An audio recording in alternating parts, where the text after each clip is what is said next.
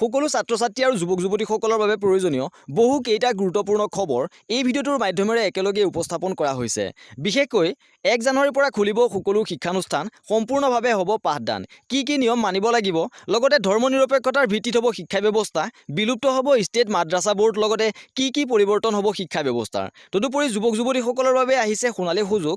যুৱক-যুৱতীসকলে লাভ কৰিব পাৰিব ৩৮,০০০ টকা। এই সকলোখিনি আজিৰ ভিডিঅ'টোৰ মাধ্যমেৰে উপস্থাপন কৰা হৈছে। আশা ৰাখিছোঁ ভিডিঅ'টো আপোনালোকৰ ভাল লাগিব। সেয়েহে অনুৰোধ কৰিছোঁ ভিডিঅ'টো প্ৰথমৰ পৰা শেষলৈ চাই যাব, ইয়াৰ সকলো ইনফৰমেশ্যন লাভ কৰিবৰ বাবে। যদি ভাল লাগে অনুগ্ৰহ কৰি লাইক কৰি দিব আৰু বন্ধু-বান্ধৱীসকলৰ মাজতো শ্বেয়াৰ কৰিব, যাতে সকলোৱে এই খবৰ লাভ কৰিব পাৰে। প্ৰিয় বন্ধু-বান্ধৱীসকল, আহক আজিৰ ভিডিঅ'টো আৰম্ভ কৰোঁ।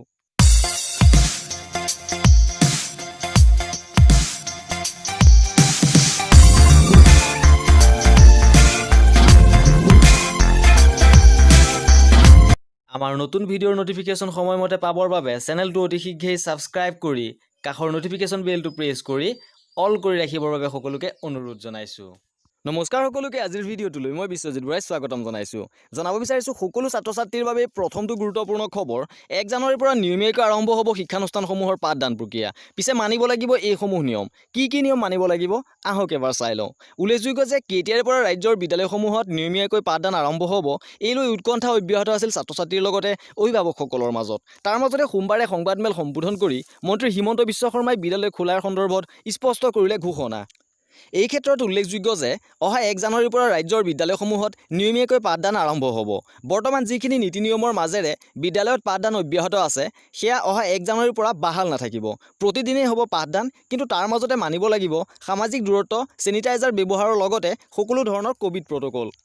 আন এক উল্লেখযোগ্য খবৰ, সোমবাৰে সংবাদমেল সম্বোধন কৰি মন্ত্ৰী ডক্টৰ শৰ্মাই হাই মাদ্ৰাছা আৰু সংস্কৃতটোল শিক্ষা বন্ধ কৰাৰ কথাও উল্লেখ কৰে আৰু শিক্ষা ব্যৱস্থাক ধৰ্মনিৰপেক্ষ কৰি তুলিবলৈ আগন্তুক অসম বিধানসভা অধিৱেশনত বহু কেইটা সিদ্ধান্ত লোৱা হ'ব বুলি মন্ত্ৰীগৰাকীয়ে উল্লেখ কৰে।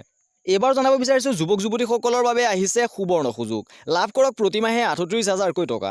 যদি আপুনি আবেদন কৰিব বিচাৰে তেন্তে অনলাইনৰ মাধ্যমেৰে আবেদন কৰিব পাৰিব। দেশৰ যুৱক-যুৱতীসকলৰ বাবে আহিছে সুবৰ্ণ সুযোগ। ভাভা পৰমাণু অনুসন্ধান কেন্দ্ৰত মুকলি হৈছে 105টা junior research fellowship post. Fellowship আবেদনৰ বাবে আবেদনকাৰী বিজ্ঞান শাখাত স্নাতকোত্তৰ হ'ব লাগিব। ইয়াৰ বাবে ভাভা পৰমাণু অনুসন্ধান কেন্দ্ৰৰ ফালৰ পৰা জাৰি কৰা হৈছে বিজ্ঞাপন। যদি আপুনি আবেদন কৰিব বিচাৰে তেন্তে অনলাইনৰ মাধ্যমেৰে আবেদন কৰিব লাগিব। PhD প্ৰগ্ৰামৰ বাবে আবেদন। জুনিয়ৰ ৰিচাৰ্চ ফেলোশ্বিপৰ বাবে নিৰ্বাচিত হোৱা প্ৰাৰ্থীসকলে এটমিক এনাৰ্জি বিভাগ, ভাৰত চৰকাৰৰ অধীনস্থ হোমি ভাভা নেশ্যনেল ইনষ্টিটিউটৰ PhD প্ৰগ্ৰামৰ বাবে চিলেক্ট কৰা হ'ব আৰু লাভ কৰিলে মাহে ৩৮,০০০ টকা। যিসকল প্ৰাৰ্থী জুনিয়ৰ ৰিচাৰ্চ ফেলোশ্বিপৰ বাবে চিলেক্ট হ'ব, তেওঁলোকে মাহে ৩৮,০০০ টকাকৈ লাভ কৰিব, য'ত ৭,৪৪০ টকা SRA অন্তৰ্ভুক্ত আৰু ইয়াৰ বাদেও অতিৰিক্ত ৪০ টকাৰ অনুদান লাভ কৰিব। ফেলোশ্বিপ লাভ কৰিবলৈ ইচ্ছুক প্ৰাৰ্থীয়ে 18 ডিচেম্বৰ 2020ৰ পৰা 15 জানুৱাৰী 2021ৰ ভিতৰত অনলাইনৰ মাধ্যমেৰে আবেদন কৰিব লাগিব। ইয়াৰ বাবে recruit.barc.gov.in আৰু barc.gov.in ৱেবছাইটত ভিজিট কৰিব পাৰে। এইবাৰ জনাব বিচাৰিছোঁ শিক্ষা জগতৰ আন এক ডাঙৰ খবৰ, ধৰ্মনিৰপেক্ষ হ'ব শিক্ষা ব্যৱস্থা। নাথাকিব হাই মাদ্ৰাছা, বিলুপ্ত হ'ব ষ্টেট মাদ্ৰাছা বোৰ্ড। 1943 চনত ছাদুল্লা প্ৰধানমন্ত্ৰী হৈ থকাৰ সময়তে অসমত প্ৰৱৰ্তন ঘটিছিল মাদ্ৰাছাৰ। চৰকাৰী মাদ্ৰাছাসমূহত থাকে 50 নম্বৰ কোৰাণৰ পাঠ্যক্ৰম, কিন্তু এতিয়াৰে পৰা কোৰাণৰ পাঠ্যক্ৰম নাথাকিব আৰু মাদ্ৰাছাসমূহত। উল্লেখযোগ্য যে কেৱল মাদ্ৰাছাৰ ক্ষেত্ৰতেই নহয়, সংস্কৃত টোলসমূহলৈ ৰাজ্য চৰকাৰে লৈছে ঐতিহাসিক সিদ্ধান্ত। সংস্কৃত টোলসমূহতো এতিয়াৰে পৰা নচলিব ধৰ্মীয় পাঠদান। তাৰ সলনি সংস্কৃত টোলসমূহত দিয়া হ'ব ভাৰতৰ ইতিহাস আৰু ভাৰত পুৰাণৰ সংস্কৃতিৰ পাঠদান। সোমবাৰে সংবাদমেল সম্বোধন কৰি এই কথা ঘোষণা কৰিছে মন্ত্ৰী হিমন্ত বিশ্ব শৰ্মাই। এই ক্ষেত্ৰত উল্লেখযোগ্য যে বৰ্তমান ৰাজ্যত আছে 542খন চৰকাৰী মাদ্ৰাছা, 141খন হাই মাদ্ৰাছা, 97খন সংস্কৃত টোল আৰু চলিত মাহৰ শেষৰ ফালে হ'বলগীয়া বিধানসভা অধিৱেশনত ৰাজ্য চৰকাৰে মাদ্ৰাছা বিলুপ্তিকৰণৰ বাবে আনিব আইন আৰু 2022 চনত ভংগ হ'ব ৰাজ্যিক মাদ্ৰাছা বোৰ্ডো আৰু সাধাৰণ চৰকাৰী বিদ্যালয়ৰ দৰে কোনো পাৰ্থক্য নাথাকিব চৰকাৰী মাদ্ৰাছাৰ মাজত। ঠিক একেদৰে এতিয়াৰে পৰা সংস্কৃত টোলসমূহ আহিব ভাস্কৰ বৰ্মা বিশ্ববিদ্যালয়ৰ অধীনলৈ। সংস্কৃত টোলত পঢ়া সকলে লাভ কৰিব ডিগ্ৰী, ডিপ্ল'মা আৰু দেওবাৰে কেবিনেটত লোৱা সিদ্ধান্তসমূহৰ ভিতৰত অন্যতম হৈছে এই মাদ্ৰাছা আৰু সংস্কৃত টোলক লৈ লোৱা সিদ্ধান্ত।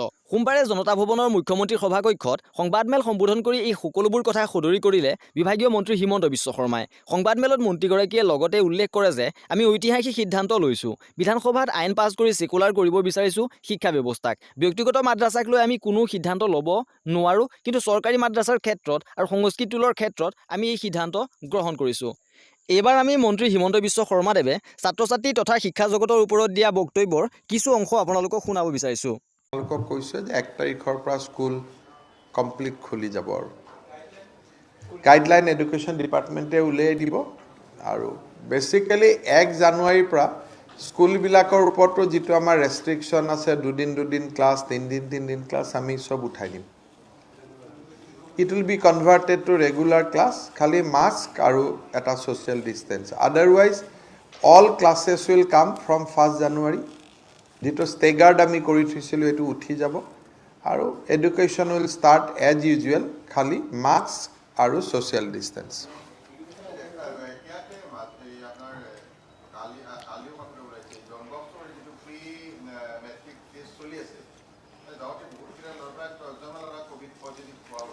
হ'বতো নালাগে কাৰণ কালি কোভিড হৈছে মাত্ৰ 20 জন মানুহৰ। কামৰূপ মেট্ৰত যোৱা লাষ্ট 10 দিনত কোভিডৰ সংখ্যা 20-25 আৰু মেইনলি এয়াৰপৰ্টৰ পেছেঞ্জাৰ। তেনেকৈ স্কুলৰ পৰা 10 কেতিয়াবা কি হয় এজনৰ হ'লে ওচৰত থকা চবৰ হৈ যায়। মাজতে এখন বিয়া হৈছিল একেলগে 35 জনৰ হ'ল। কিন্তু বাই এণ্ড লাৰ্জ অসমতো এতিয়া 100টাৰ ওপৰ 100-150টাতকৈ গোটেই অসমতে কেছ নাই। গতিকে আমি academic restriction all restriction will be withdrawn from 1st জানুৱাৰী।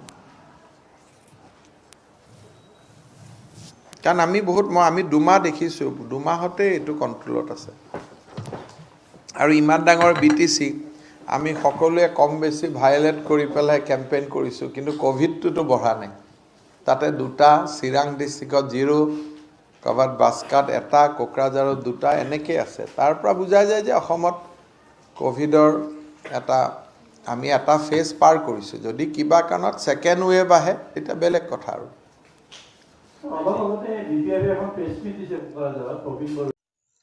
এই ভিডিঅ'টোৰ মাধ্যমেৰে যিসমূহ তথ্য উপস্থাপন কৰা হ'ল যদি আপোনালোকৰ ভাল লাগিল লাইক কৰিব আৰু যদিহে প্ৰথমবাৰলৈ ভিজিট কৰিছে অনুগ্ৰহ কৰি ছাবস্ক্ৰাইব নকৰাকৈ নাথাকিব কাৰণ আমি ভিডিঅ'ৰ মাধ্যমেৰে শিক্ষামূলক বা বাতৰি জব আপডেট শিক্ষা সমল আদিবোৰ আপোনালোকৰ বাবে আনি থাকোঁ। নিবনুৱা যুৱক যুৱতী তথা ছাত্ৰ ছাত্ৰীসকলক সহায়ৰ উদ্দেশ্যে এই চেনেলটো গঠন কৰা হৈছে। সেয়েহে আপোনালোক সকলোৰে সহায় আৰু সহযোগিতা আন্তৰিকতাৰে কামনা কৰিছোঁ। ভিডিঅ'টো শেষলৈকে চোৱাৰ বাবে আন্তৰিক ধন্যবাদ জ্ঞাপন কৰিছোঁ।